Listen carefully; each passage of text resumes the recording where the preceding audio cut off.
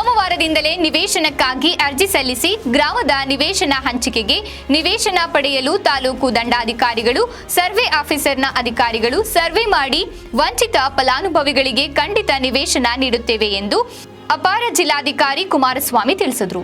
ಅವರು ನಗರದ ತಾಲೂಕು ಕಚೇರಿಯ ಮುಂಭಾಗದ ಆವರಣದಲ್ಲಿ 4 ದಿನಗಳ ಕಾಲ ಆಶ್ರಯ ಯೋಜನೆ ನಿವೇಶನಕ್ಕಾಗಿ ಅನಿರ್ದಿಷ್ಟ ಧರಣಿಯಲ್ಲಿ ಭಾಗವಹಿಸಿ ಸಂತ್ರಸ್ತರಿಗೆ ಮನವೊಲಿಸಿ ಮಾತನಾಡಿದರು.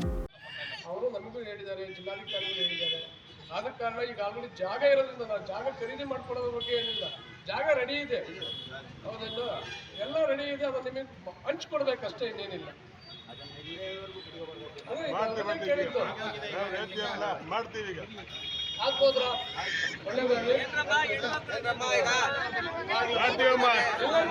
ಮಾಡ್ತೀವಮ್ಮ.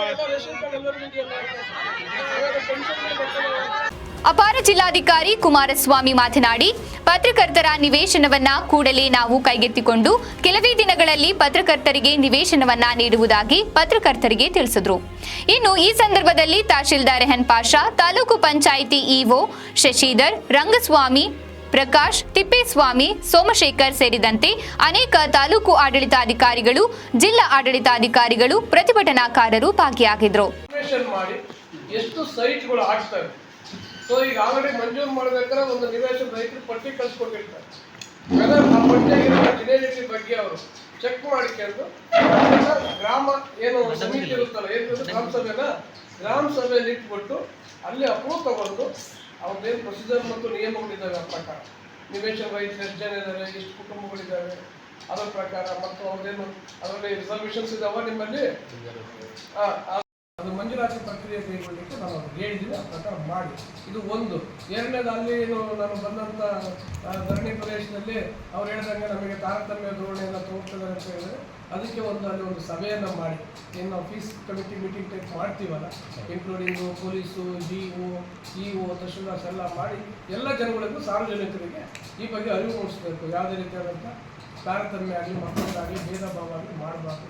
ಮತ್ತು ಮಕ್ಕಳು ಸಮೇತ ಶಾಲೆಯಿಂದ ಹೊರಗುಳಿಯಲಿಕ್ಕೆ, ಮಕ್ಕಳು ಸಹ ಶಿಕ್ಷಣವನ್ನು ಪಡೀಲಿಕ್ಕೆ ಅಂಗನವಾಡಿ ಇರ್ಬೋದು ಮತ್ತು ಶಾಲೆ ಇರ್ಬೋದು, ಆ ಬಗ್ಗೆ ಹೆಚ್ಚು ಅರಿವು ಮೂಡಿಸಿ ಆ ಭಾಗದಲ್ಲಿ ಏನಾದರೂ ನಮ್ಮ ಇಲಾಖೆಗಳಿಂದ ಆಗಬೇಕಾದಂಥ ಕೆಲಸಗಳಿದ್ದಲ್ಲಿ, ಪೆನ್ಷನ್ಗಳಿರ್ಬೋದು, ಖಾತೆ ಬದಲಾವಣೆಗಳಿರ್ಬೋದು, ಇವೆಲ್ಲ ಒಂದು ಮಾಡಿ ಒಂದೆಲ್ಲ ಒಂದು ಸಭೆ ಮಾಡಿ, ಓಕೆ, ಮಾಡಬೇಕು. ಇವೆಲ್ಲ ದೆನ್ ಅವಾಗ ಏನಾಗುತ್ತೆ, ಅವ್ರ ಮೇಲೆ ನಮ್ಮ ಒಂದು ಆಡಳಿತದ ಮೇಲೆ ಭರವಸೆ ಬರುತ್ತೆ. ಸೊ ಇಲ್ಲ, ಡಿಸ್ಟ್ರಿಕ್ಟ್ ಅಡ್ಮಿನಿಸ್ಟ್ರೇಷನ್, ತಾಲೂಕು ಅಡ್ಮಿನಿಸ್ಟ್ರೇಷನ್ ನಮ್ಮ ಸಮಸ್ಯೆಗಳನ್ನು ಕೇಳುತ್ತೆ, ಅವರ ಸಮಸ್ಯೆ ಸಾಲ್ವ್ ಮಾಡಬೇಕಾಗುತ್ತೆ. ಇಷ್ಟು ನಾನು ನಮ್ಮ ತಹಶೀಲ್ದಾರ್ಗೆ ಮತ್ತು ನೀವು ಹೇಳಿದ್ದೀನಿ.